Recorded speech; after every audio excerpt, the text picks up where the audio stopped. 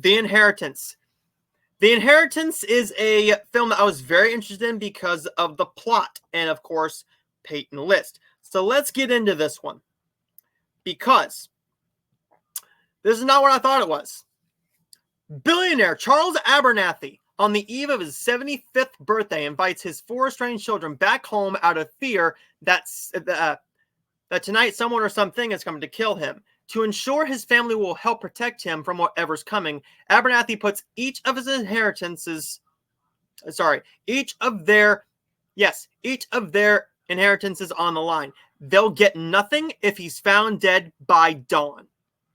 So this one stars Rachel Nichols, Peyton List, and Austin Stowell. This is a really, really entertaining film. Not in the good way, though. This movie should have been better. This should have been better. Not that it's an awful film.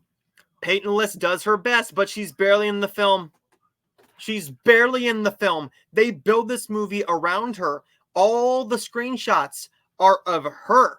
All the stills I could find are of her. And when I look at the poster, this is the poster. I have the poster right here on Letterboxd. And it's just her. She's barely in the film.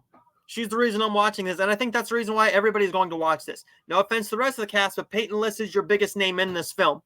She's your biggest name in the film. The Inheritance is not a bad little film. It does have some good blood, some good atmosphere, beautiful cinematography, a nice set design, decent acting between our characters, especially from Peyton List when she's in it. But the story is not all that well written. You don't care about the characters because you don't get to know them as well as you're supposed to. You're just thrown in there and you just know that Peyton List's character is a rich influencer. She's an influencer. That's basically it. That's it. Her daddy has money. She's an influencer, and she goes live on TikTok, Instagram, and Facebook, and YouTube, and whatever the heck else you can go live on. And she's famous for it. That's basically about it. And she gets millions of viewers on it. No build on our characters. A subpar story that could have been great. But the performances and the atmosphere really do make up for it. Not saying that's going to save the film from getting a good score.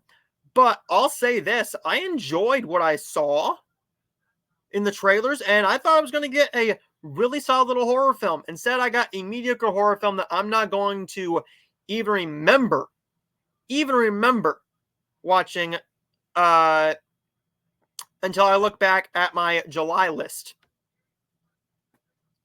While this isn't an awful film, it's fine. It's a fine little rental for $6.99. Definitely check it out if you're a horror fan. If you like to watch all things horror, this might be up your alley. There's some good makeup. I'll say that. Very good makeup and stereotypical scares,